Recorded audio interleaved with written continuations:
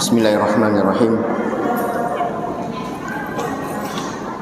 Innal hamdalillah nahmaduhu ta'ala wa nasta'inuhu wa nastaghfiruhu wa natubu ilaih wa na'udzu billahi min syururi anfusina wa sayyiati a'malina may yahdihillahu fala mudilla lahu wa may yudlil fala hadiya lahu. Asyhadu an la ilaha illallah wahdahu la syarika lahu wa asyhadu anna Muhammadan abduhu wa rasuluh. Salawatu rabbi wa salamuhu alaihi wa sallama tasliman katsira, amma ba'd. Kaum muslimin wal muslimat, jamaah rahimani wa rahimakumullah. Alhamdulillah, kita bersyukur kepada Allah Subhanahu wa taala karena hingga detik ini Allah Subhanahu wa taala masih memberikan nikmat yang begitu banyak kepada kita, sehingga baru saja kita selesai dari menunaikan kewajiban kita kepada Allah Subhanahu wa taala, yaitu salat maghrib secara berjamaah.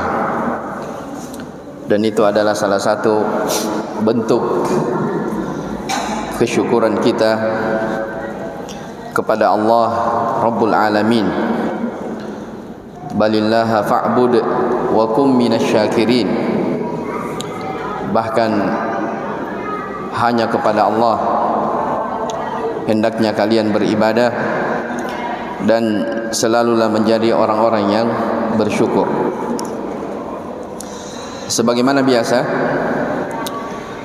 di tempat kita ini kita kajian fikih yang diambil dari kitab Al-Ghaya wa Taqrib, fikih ringkas seputar madhab Imam Syafi'i rahimahullahu ta'ala. Dan terakhir kita berada di pembahasan seputar masalah salat jenazah. Di malam hari ini, karena sebentar lagi kita akan memasuki 10 awal di bulan Dzulhijjah. Sekarang kita di tanggal 28 Dzulqa'dah. Ya, maka izinkan saya di kesempatan ini untuk membahas dan saling ingat mengingatkan tentang keutamaan 10 hari pertama di bulan Dzulhijjah. 10 hari pertama di bulan Dzulhijjah disebutkan oleh para ulama ini adalah hari-hari yang terbaik di dalam kehidupan dunia. Namun hari-hari ini, ya, hari-hari yang spesial ini sebenarnya adalah hari yang dilupakan oleh kebanyakan orang. Maka mungkin kita perlu saling ingat mengingatkan, saling memotivasi, saling wasiat menasihati akan keutamaan 10 hari pertama di bulan Dzulhijjah ini. Ikhwani fid din, a'azzani Allah wa iyyakum. Secara umum di dalam kehidupan dunia ini, sebagaimana yang kita ketahui bersama, Allah Subhanahu wa taala menciptakan kita hidup di dunia ini untuk memperbanyak ibadah. Dan Allah Subhanahu wa taala memerintahkan kepada hamba-hambanya untuk selalu bertafakkur. Ya, banyak-banyak merenung dari hari-hari yang telah dia lalui.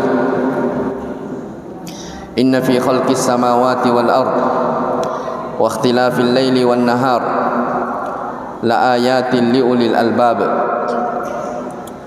Sesungguhnya pada penciptaan langit dan bumi dan silih bergantinya siang dan malam itu terdapat tanda-tanda, ya, kebesaran dan keagungan Allah liulil albab, bagi orang yang memiliki hati. Alladzina yadhkuruna Allaha qiyaman wa qu'udan wa 'ala junubihim, yaitu orang-orang yang selalu mengingat kepada Allah, baik itu dalam keadaan berdiri, ya, dalam keadaan duduk, ataupun dalam keadaan berbaring. Wa yatafakkaruna fi khalqis samawati wal ard, dan mereka selalu memikirkan, bertafakkur tentang penciptaan langit dan bumi ini. Kemudian dia mengatakan, Rabbana ma khalaqta hadza batila, wahai Tuhan kamu, wahai Tuhan kami, tidaklah Engkau menciptakan ini semua secara sia-sia. Faqina adzaban nar, maka selamatkanlah kami dari siksaan api neraka-Mu. Jadi secara umum kita diperintah untuk memperbanyak merenung dari hari-hari yang telah kita lalui. Dan para ulama juga menyebutkan bahwa di antara peringatan-peringatan Allah Subhanahu wa taala kepada hamba-hambanya, sebagaimana disebutkan dalam Al-Qur'an, wa ja'akumun nadhir, sungguh telah datang kepada kalian peringatan-peringatan. Di antara penafsiran peringatan, ya, ini tentang keadaan orang-orang yang apa? Orang-orang yang ingin kembali ke dunia, kembali beramal soleh. Awalam nu'ammirkum ma yatadhakkaru fihi man tadhakkar, bukankah kami telah memberikan kepada kalian umur yang panjang yang harusnya kalian berpikir. Wa ja'akumun nadhir, dan telah datang kepada kalian peringatan-peringatan. Di antara penafsiran para ulama tentang an-nadhir adalah uban. Adalah uban. Jadi kata mereka, ketika uban itu sudah mulai tumbuh di rambut, sudah mulai muncul, maka itu sejatinya adalah peringatan Allah Subhanahu wa taala bahwa kamu, wahai fulan, sudah lama tinggal di dunia, maka perbaiki dirimu.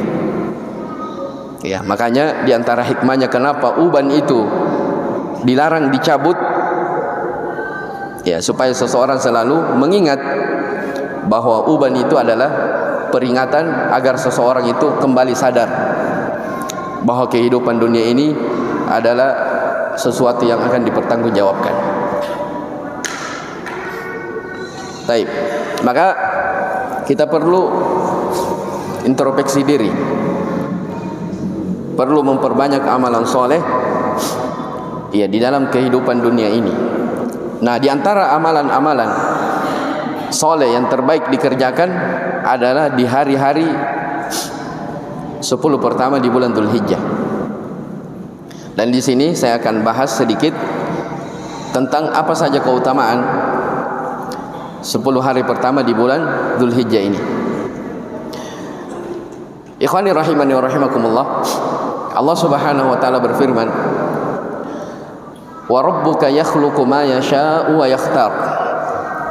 Kata Allah Subhanahu wa taala, dan Tuhanmu itu adalah Rabb yang maha berkehendak, ya, dan maha memilih. Wa rabbuka yakhluqu ma yasha'u wa yakhtar. Rabbmu itu Allah Subhanahu wa taala mencipta segala apa yang Ia kehendaki dan memilih apa yang Ia kehendaki. Ya, tentunya iya, semua yang diciptakan oleh Allah Subhanahu wa taala, semua yang dipilih dan dikehendaki oleh Allah Subhanahu wa taala, itu tentunya sesuai dengan hikmah, kebesaran dan keagungan Allah Subhanahu wa taala. Iya, di antara yang dipilih dan dikehendaki oleh Allah Subhanahu wa taala di dalam kehidupan ini, Allah Subhanahu wa taala memilih ada hari-hari terbaik, ya, di dalam kehidupan dunia. Ya, di antara hikmah Allah Subhanahu wa taala, Allah menciptakan ada hari-hari terbaik di dalam kehidupan dunia ini. Ya. Di antara hari terbaik tersebut, ya, contoh misalnya adalah 10 malam terakhir di bulan Ramadan. Di antara hari-hari terbaik adalah 10 pertama di bulan Dzulhijjah. Ya, di antara hari-hari terbaik adalah hari Yaumul Arafah. Di antara hari terbaik adalah Yaumun Nahar, hari menyembelih, dan selainnya yang kita akan sebutkan di kesempatan ini. Taib. Apa keistimewaan dari 10 pertama di bulan Dzulhijjah ini sehingga para ulama menyebut sebagai hari-hari terbaik dalam kehidupan dunia? Yang pertama, secara umum bulan Dzulhijjah ini adalah termasuk dari Ashhuru al-Hurum, bulan-bulan haram. Bulan-bulan haram itu artinya bulan-bulan yang dimuliakan, yang diagungkan. Allah Subhanahu wa taala berfirman di dalam surah At-Taubah ayat yang ke-36, Inna iddatash syuhuri indallahi 12 syahran fi kitabillah yauma khalaqas samawati wal arda minha arba'atun hurum Dzalikad dinul qayyimu fala tadhlimu fihinna anfusakum. Kata Allah Subhanahu wa taala, sesungguhnya jumlah bulan di sisi Allah itu jumlahnya ada 12 bulan. Kemudian Allah menyebutkan beberapa kalimat. Setelah itu kata Allah, minha arba'atun hurum. Di antara 12 bulan itu ada 4 bulan al-hurum, 4 bulan yang dimuliakan, yang diagungkan. Dzalikad dinul qayyim, itulah agama yang lurus. Fala tadhlimu fihinna anfusakum, maka janganlah kalian berbuat kezaliman, janganlah kalian menzalimi diri kalian di dalam bulan-bulan tersebut. Apa itu Asyhurul Hurum? Bulan-bulan yang diagungkan. Nabi SAW menyebutkan ada 4. Jadi bulan yang diagungkan itu ada 4. Kata Nabi SAW, salasun mutawaliyat, ada 3 bulan yang berurut, semuanya bulan-bulan yang diagungkan. Ada Dzulqa'dah yang sekarang kita berada dalamnya, ada Dzulhijjah, ada Muharram, ini berurut ya, Dzulqa'dah, Dzulhijjah, Muharram. Wa Rajabun Mudhar, dan yang terpisah adalah bulan Rajab. Yang terpisah adalah bulan Rajab. Jadi saya ulangi, Asyhurul Hurum, bulan yang diagungkan di sisi Allah Subhanahu wa taala ada 4. Ada Dzulqa'dah, ada Dzulhijjah, ada Muharram, dan ada apa? Rajab. Setelah Allah menyebutkan dari 4 bulan yang diagungkan ini, kata Allah, fala tadhlimu fihinna anfusakum, maka janganlah kalian menzalimi diri kalian di dalamnya. Di sini para ulama ahli tafsir banyak menyebutkan bahwa melakukan kezaliman, melakukan dosa di bulan-bulan yang diagungkan ini tentunya lebih besar dosanya daripada melakukan dosa di bulan-bulan yang lain. Maka dipahami pemahaman kebalikannya, berarti melakukan amalan-amalan soleh di bulan-bulan yang diagungkan, diantaranya bulan Dzulhijjah, pahalanya juga lebih besar daripada beramal di luar bulan Asyhurul Hurum ini. Bisa dipahami? Saya ulangi.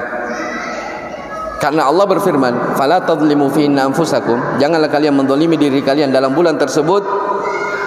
Kata mereka, ini menunjukkan bahwa melakukan kezaliman,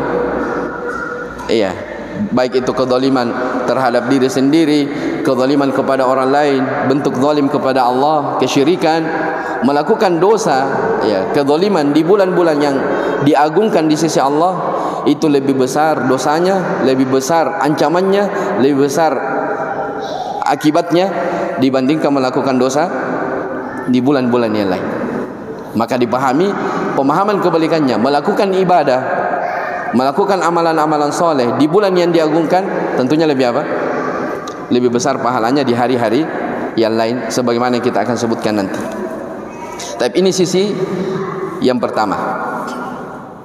Iya, jadi saya ulangi, di antara keistimewaan bulan Dzulhijjah, bulan Dzulhijjah ini termasuk dari Asyhurul Hurum, bulan yang diagungkan, ya, yang sangat dimuliakan oleh Allah Subhanahu wa taala. Dilarang seseorang itu melakukan kezaliman.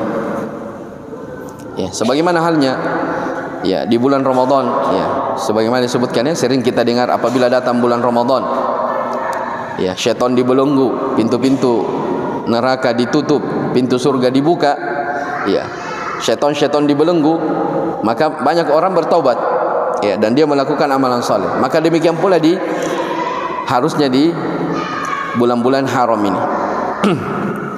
Taib. Keutamaan yang kedua,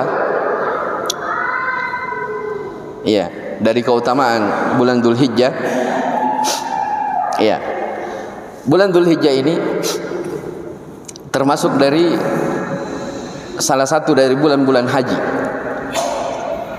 Ya, makanya itu tahu ya, namanya sendiri apa? Dzulhijjah. Hijjah itu dari kata haji. Jadi Dzulhijjah itu bulan-bulan, salah satu dari bulan haji. Allah Subhanahu wa taala berfirman dalam suratul Baqarah, Al-hajju asyhurun ma'lumat. Faman farada fihinna al-hajja fala rafatha wala fusuqa wala jidala fil hajj. Di awal ayat kata Allah Subhanahu wa taala, Al-hajju asyhurun ma'lumat. Haji itu adalah bulan-bulan yang dimaklumi. Iya. Kapan pelaksanaan ibadah haji? Mulai dari tanggal? Siapa yang sudah haji nih? Siapa yang sudah haji? Kapan mulai pelaksanaan haji? Tanggal 8. Ya, jadi tanggal 8 Dzulhijjah itu mulai sampai berakhir di hari-hari tasyrik. Iya. Taib. Tapi dalam ayat ini Allah Subhanahu wa taala mengatakan haji itu asyhurul hurum, asyhurum ma'lumat, bulan-bulan yang dimaklumi, datang dalam bentuk jamak. Padahal bulan haji itu yang kita kenal adalah bulan Dzulhijjah saja, tapi dikatakan iya, datang dalam bentuk jamak. Iya, banyak. Iya. Makanya ahli tafsir menyebutkan, iya, bulan-bulan haji itu sebenarnya ada 3. Ya. Bulan-bulan haji itu ada 3. Jadi ada Syawal, ya, ada Dzulqa'dah, dan ada 10 Dzulhijjah, 10 pertama bulan Dzulhijjah. Kenapa maksudnya Syawal ini bulan haji? Ya, kata mereka kalau ada orang dia mau mulai ambil nusuk, ya, dia mau mulai ihram dari bulan Syawal sampai dia tunggu haji, boleh-boleh saja.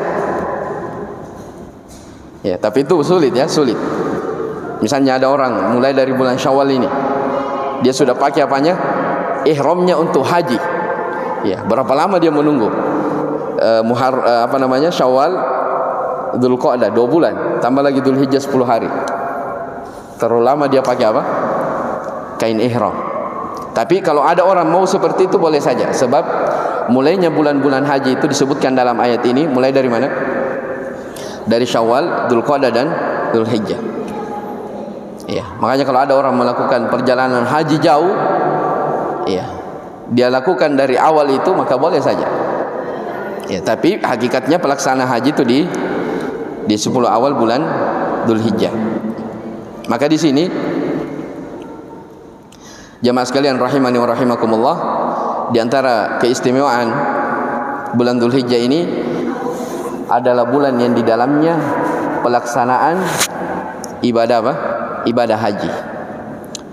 Dan kita tahu bersama ibadah haji ini adalah salah satu dari rukun Islam yang mulia. Ya, salah satu dari rukun Islam yang mulia. Kata Nabi sallallahu alaihi wasallam, ya, al-umratu ila al-umrati mukaffiratun lima bainahunna. Ya, umrah dari umrah satu ke umrah yang kedua, umrah berikutnya itu penggugur dosa.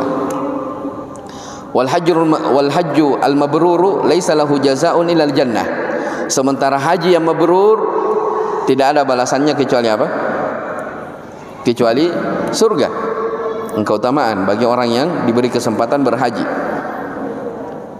Faman hajja walam yarfuth walam yafsuq, barang siapa yang berhaji kemudian dia tidak melakukan kefasikan, dia tidak melakukan dosa, raja'a ka yaumi waladatu ummuh, dia akan kembali ke tanah airnya seperti dia kembali baru dilahirkan dari perut ibunya. Maksudnya dia bersih kembali dari dosa-dosanya.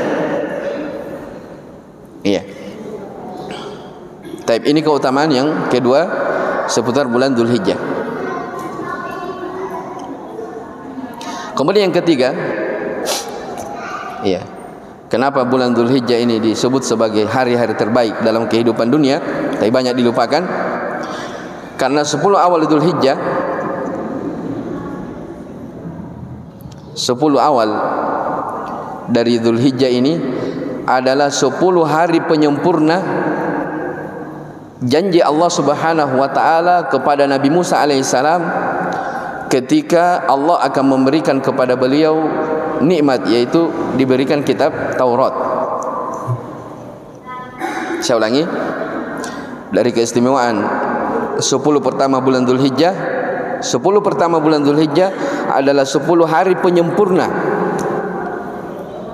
janji Allah kepada Nabinya Musa alaihissalam ketika Allah akan memberikan kepada Nabi Musa kitab Taurat. Ya, disebutkan di dalam Al-Quran,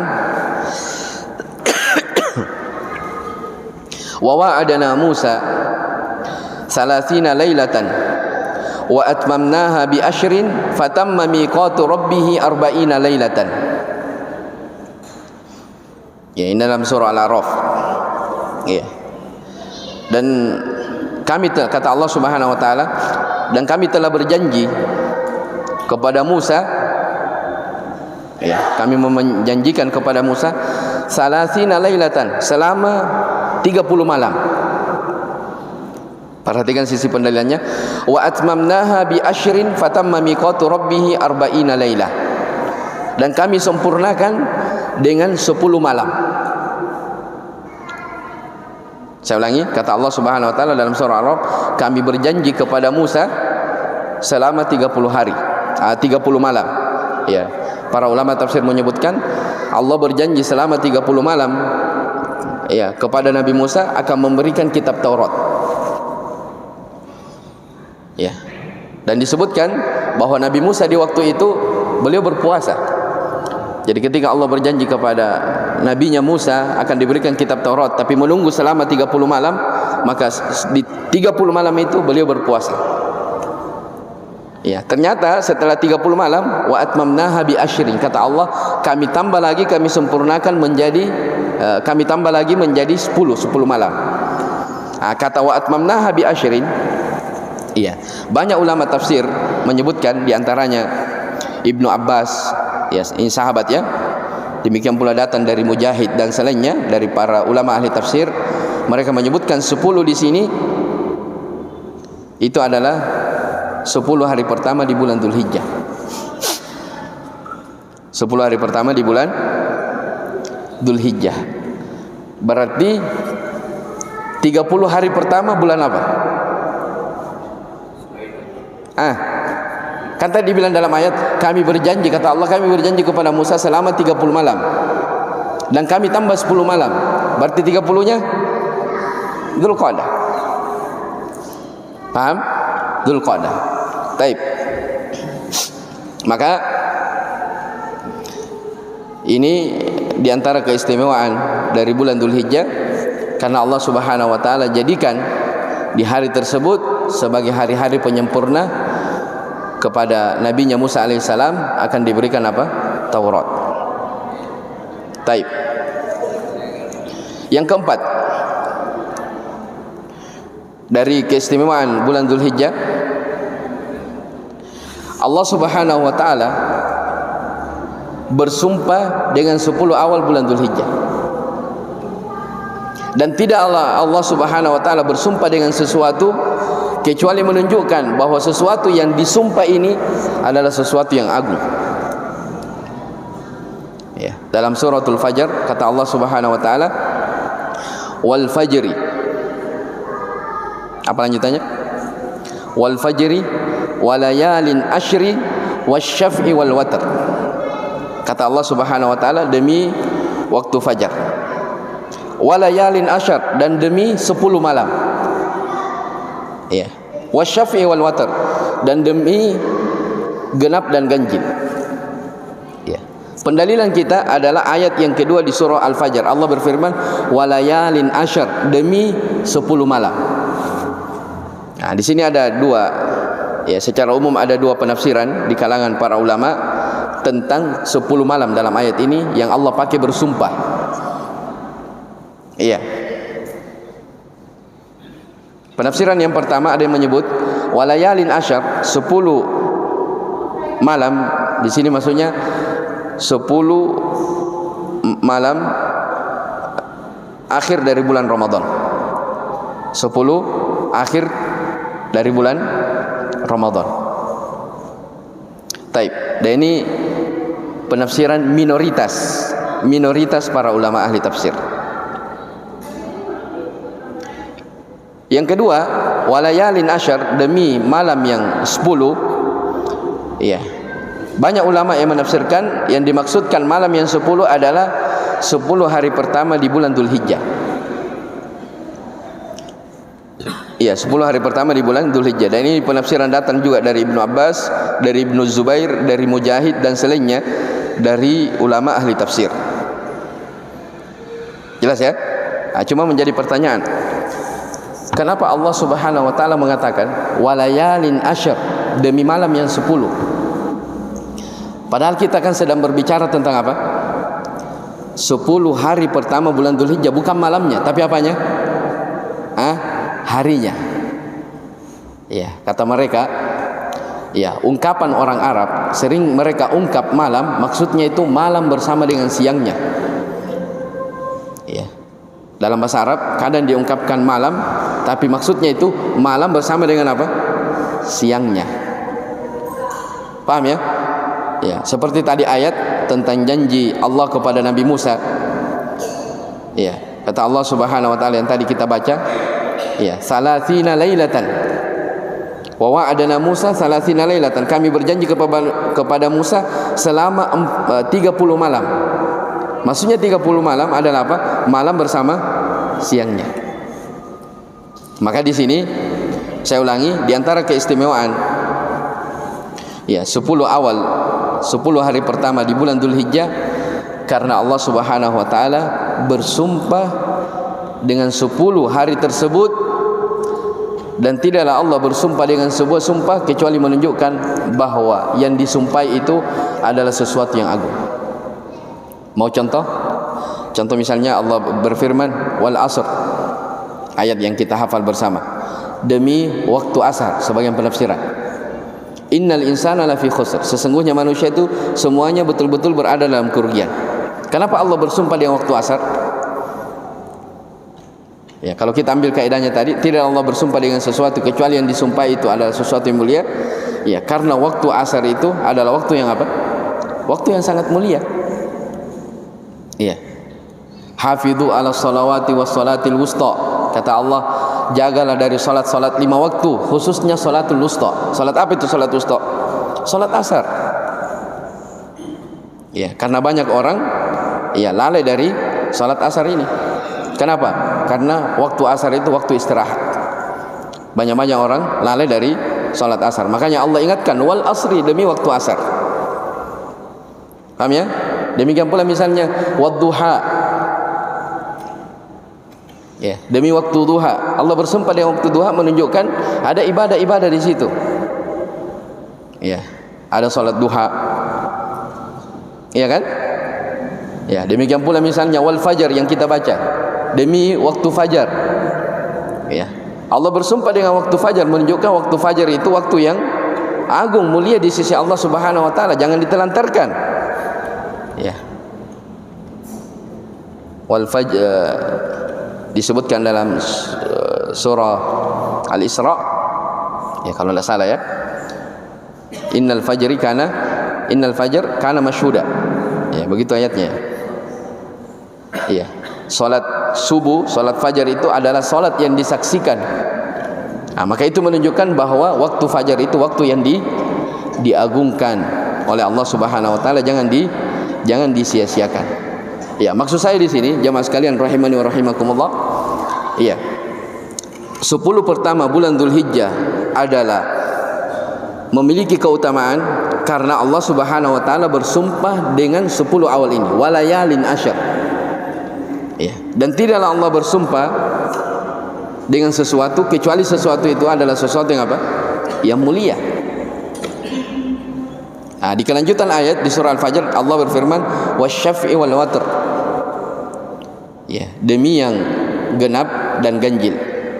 Nah, di sini juga ada para ulama ahli tafsir menyebutkan wasyafa' demi yang waktu atau hari yang genap. Itulah hari An-Nahar, tanggal 10 Dzulhijjah, hari penyembelihan. Nah, berarti menunjukkan bahwa hari tersebut adalah hari yang mulia. Wal witr, dan demi waktu yang ganjil. Maksudnya di sini al witr ganjil adalah di tanggal 9 Dzulhijjah. Itulah hari Arafah. Hari Arafah. Baik. Kemudian keutamaan yang kelima, dan ini mungkin terakhir karena waktu ya. Di antara keistimewaan 10 pertama di bulan Dzulhijjah ini, iya, amalan-amalan soleh di hari-hari tersebut sangat dicintai oleh Allah Subhanahu wa taala. Iya, sangat dicintai oleh Allah Subhanahu wa taala. Disebutkan dalam hadis Ibnu Abbas, iya, kata Nabi sallallahu alaihi wa ala alihi wasallam, ma min ayyamin al-amalu salihu ahabbu ila Allah fihinna min hadhihi al-ayyam. Ya, tidak ada hari-hari yang amalan soleh itu lebih dicintai di sisi Allah Subhanahu wa taala melebihi daripada hari-hari ini, yakni Asyar Dzulhijjah, yaitu 10 hari pertama di bulan Dzulhijjah. Perhatikan kata Nabi sallallahu alaihi wasallam apa? Tidak ada hari yang seseorang melakukan amalan soleh di hari tersebut lebih dicintai oleh Allah Subhanahu wa taala melebihi daripada hari-hari ini, 10 hari pertama di bulan Dzulhijjah. Ini dalil tegas dari Nabi sallallahu alaihi wasallam bahwa 10 hari pertama bulan Dzulhijjah adalah hari yang sangat istimewa. Karena di sini datang dalam bentuk apa? Tidak ada hari yang amalan soleh itu lebih dicintai oleh Allah melebihi daripada hari ini. Dipertegas lagi, para sahabat bertanya, qalu ya Rasulullah walal jihadu fi sabilillah. Ya, apakah tidak dengan jihad fi sabilillah? Kata Nabi SAW, walal jihadu fi sabilillah, tidak lebih mulia dibandingkan daripada apa? Jihad fi sabilillah. Jadi seandainya ada orang keluar berjihad, ya, maka itu keutamaannya lebih kecil dibandingkan melakukan amalan di mana? Di 10 hari pertama di bulan Dzulhijjah.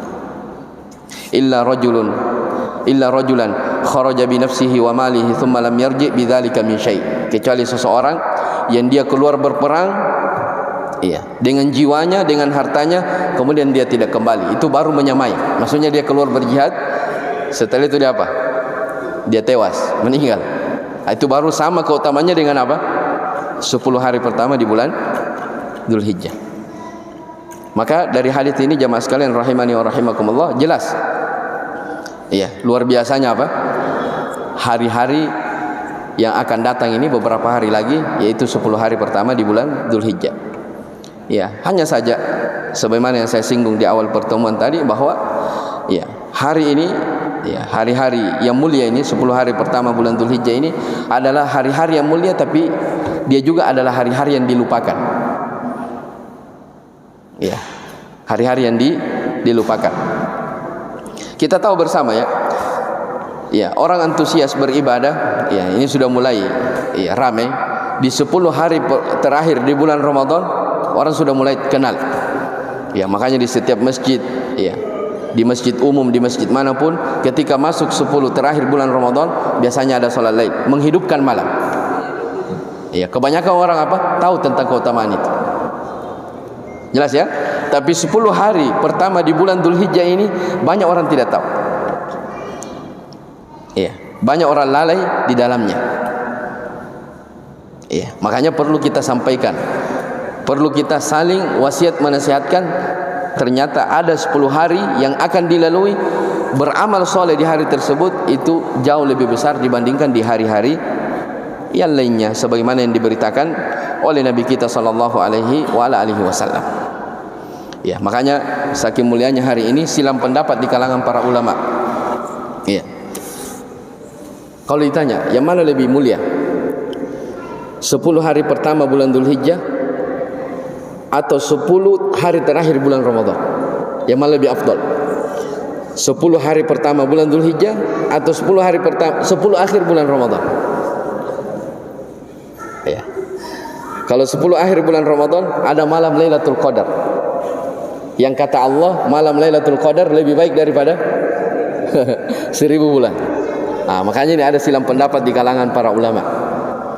Ya, ada yang mengatakan iya, 10 hari pertama bulan Dzulhijjah lebih mulia daripada 10 hari terakhir Ramadan. Pendapat yang kedua ada yang mengatakan 10 akhir bulan Ramadan lebih utama daripada 10 awal bulan Dzulhijjah. Dan pendapat ketiga, pendapat yang dikompromikan, yang digabungkan. Nah, ini pendapat bagus. Ya, disebutkan oleh Ibnu Qayyim rahimahullahu taala dan selainnya dari para ulama, mereka mengatakan iya. Perhatikan, kalau ditinjau dari sisi malamnya, kalau dilihat dari sisi malam, maka 10 akhir di bulan Ramadan lebih utama daripada 10 awal di bulan Dzulhijjah. Kalau dilihat dari sisi malam. Paham? Kenapa? Karena di malam akhir 10 Ramadan disitulah turun apa? Lailatul Qadar yang dikatakan khairum min alfi syahr, lebih baik daripada 1000 bulan. Paham? Tapi kalau ditinjau dari sisi harinya, bukan malamnya, kita lihat dari sisi apa? Harinya. Ya betul ya, siangnya. Kalau lihat dari sisi siangnya, maka siang 10 hari pertama di bulan Dzulhijjah jauh lebih utama daripada siang di 10 akhir di bulan Ramadan. Dan itu kompromi yang bagus. Paham ya? Nah, makanya saya bilang tadi, kalau orang bisa bersemangat di 10 terakhir bulan Ramadan dengan ibadah malamnya, mestinya kita di siang 10 awal Dzulhijjah lebih apa? Lebih semangat. Ya, makanya di sebagian di Yaman sana, di Saudi, itu subhanallah ya, di 10 pertama di bulan Dzulhijjah itu, ya, biasanya orang ramai dengan dagang, bisnis, ya. Biasanya orang fokus melakukan ibadah di siang hari. Karena mereka paham betul tentang keutamaan. Baik, terakhir itu 5 ya. Saya ulangi tadi. Jadi di antara keutamaan bulan Dzulhijjah ini, apa tadi yang pertama? Bulan Dzulhijjah termasuk dari Asyhurul Hurum. Iya, bulan yang diagungkan di sisi Allah Subhanahu wa taala. Baik. Yang kedua, bulan Dzulhijjah termasuk dari bulan-bulan haji. Dan haji ini adalah salah satu dari rukun Islam yang mulia. Yang ketiga, bulan Dzulhijjah atau 10 awal bulan Dzulhijjah ini merupakan hari-hari penyempurna janji Allah kepada Nabi Musa alaihissalam bahwa Allah akan memberikan kepadanya apa? Kitab Taurat. Menunjukkan hari ini, ya, hari Dzulhijjah ini, hari-hari pertama 10 pertama bulan Dzulhijjah adalah hari yang mulia. Tapi kemudian yang keempat, ya, di antara keistimewaannya Allah bersumpah dengan 10 awal bulan Dzulhijjah, wal fajri walayalin asyr. Dan yang kelima, ya, amalan-amalan soleh di hari-hari tersebut sangat dicintai oleh Allah Subhanahu wa taala. Ingat ya, saya sebutkan 5 poin. Ini disertai dengan apa? Dalil-dalil. Disertai dengan dalil-dalil. Tapi yang terakhir, ya, ibadah apa saja yang bisa diamalkan di 10 awal Dzulhijjah. Ini yang penting ini, sebab kita mau beramal. Ya, jangan sampai hanya tahu keutamaan, tapi kita tidak tahu apa mau dibuat ini. Ya, tinro-tinro kah? Atau ngopi-ngopi? Iya. Untuk apa tahu keutamaan kalau kita tidak beramal? Kamu gitu toh? Baik, maka kita sebut apa saja keutamaan, ya, atau amalan-amalan yang bisa dikerjakan di bulan 10 pertama di Dzulhijjah ini. Ya, secara umum para ulama menyebutkan terbagi 2. Iya. Ada ibadah yang bisa dilakukan, ibadah umum, dan ada ibadah khusus. Iya. Ibadah umum itu ya ibadah-ibadah yang biasa dikerjakan di hari-hari lain. Ya, misalnya kita terbiasa di hari-hari lain baca Al-Qur'an setiap hari. Maka mestinya baca Al-Qur'an di 10 hari pertama bulan Dzulhijjah lebih apa? Lebih diperbanyak lagi, karena amalan di hari itu besar, diperbesar oleh Allah dibandingkan hari-hari yang lain. Ya. Kebiasaan sholat malam mungkin bisa ditambah. Ya, amalan-amalan berbakti. Pokoknya amalan-amalan yang biasa dikerjakan di hari-hari lain kalau bisa dipertahankan dan ditambah di 10 pertama bulan Dzulhijjah ini. Itu kata mereka amalan ibadah yang umum. Ada ibadah khusus. Iya. Yang mesti dikerjakan oleh seseorang. Di antaranya sudah hampir Isya. Di antaranya memperbanyak puasa. Sudah Isya? Hah? Sedikit lagi. Baik, saya selesaikan ya. Nanggung ini, tak gantung nanti. Baik. Kalau amalan ibadah khusus, ya, ada puasa. Ya, ada puasa. Dan para ulama menyebutkan afdolnya memperbanyak puasa di hari-hari ini. Ya, cuman silang pendapat ya, apakah boleh berpuasa full dari tanggal 1 sampai tanggal 9. Ini ada khilaf di kalangan para ulama, ada yang mensahihkan hadisnya, ada yang mendhaifkan. Tapi secara umum para ulama menyebutkan kalau ada yang mau memperbanyak puasa di hari tersebut, maka itu yang terbaik. Dan ingat, kalau kita tidak bisa berpuasa kebanyakan dari hari-hari itu, paling minimal jangan tinggalkan puasa di tanggal 9, di hari Arafah. Karena Nabi SAW bersabda, siyamu yaumi arafata ahtasibu ala Allahi ayyukaffira sanata allati qablahu wa sanata allati ba'dahu. Berpuasa di hari Arafah, iya, itu akan menggugurkan dosa-dosa setahun sebelumnya dan setahun setelahnya. Subhanallah, 2 tahun. Iya, puasa 1 hari, dosa-dosa dihapuskan selama berapa? 2 tahun. Iya, setahun yang lalu dan setahun yang akan datang. Mungkin ada yang berpikir, oh, saya kayaknya ndarami dosaku. Bersih ini saya. Ya, kalau misalnya antum sudah bersih dosanya, paling tidak kalau berpuasa akan diangkat derajatnya. Jadi tidak ada ruginya. Ya, karena pernah ada orang yang bertanya, bagaimana kalau tidak ada dosanya mi orang? Woi, pede sekali ini, merasa tidak berdosa. Iya, tidak boleh begitu. Iya. Karena setiap anak Adam pasti terjatuh ke dalam apa? Dosa. Tapi anggaplah, kata para ulama, anggaplah kamu bersih dari dosa. Apakah tidak perlu berpuasa Arafah? Kalau tidak, tetap. Kalau tidak ada dosanya, berarti hamba akan diangkat derajatnya. Jadi tidak ada ruginya. Tidak berpuasa atau berpuasa selama 1 hari itu. Jelas ya? Taib.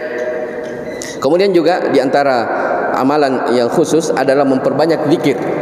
Ya, takbir, tahlil dan tahmid. Karena kata Nabi SAW, di sela-sela beliau menyebutkan tentang keutamaan 10 pertama bulan Dzulhijjah, kata Nabi, fa'akthiru fihinna minat tahlili wa takbiri wa tahmid. Maka perbanyaklah kalian di hari-hari tersebut dari tahlil, takbir dan tahmid. Ya. Allahu akbar, Allahu akbar, la ilaha illallah, wallahu akbar, walillahil hamd. Allah, diperbanyak itu, zikir itu. Dan para ulama menyebutkan zikir di hari-hari itu ada 2. Ada mutlak, ada muqayyad. Iya, ada mutlak, ada muqayyad. Yang mutlak, yang umum, mulainya itu dari tanggal 1. Tanggal 1 Dzulhijjah, memperbanyak zikir kapan saja. Iya. Di kendaraan, di motor, di mana saja diperbanyak. Dan yang kedua, sudah Isya. Yang kedua, ada zikir muqayyad tertentu, yaitu zikir selepas salat. Allahu akbar, Allahu akbar, la ilaha illallah, wallahu akbar, takbiran yang kita istilahkan takbiran. Itu mulainya dari tanggal 9 di hari Arafah, mulai terbitnya fajar. Tanggal 9 hari Arafah sampai di hari-hari tasyrik. Akhir dari hari tasyrik tanggal 13 sebelum terbenamnya matahari. Ya, diperbanyak. Jadi jangan lisan ini kaku. Iya. Diam-diam saja jangan, tapi perbanyak apa? Zikir. Biar anak-anak bilang, belum orang lebaran sudah zikir nih. Iya, kita diperbanyak. Iya, zikir. Jelas ya?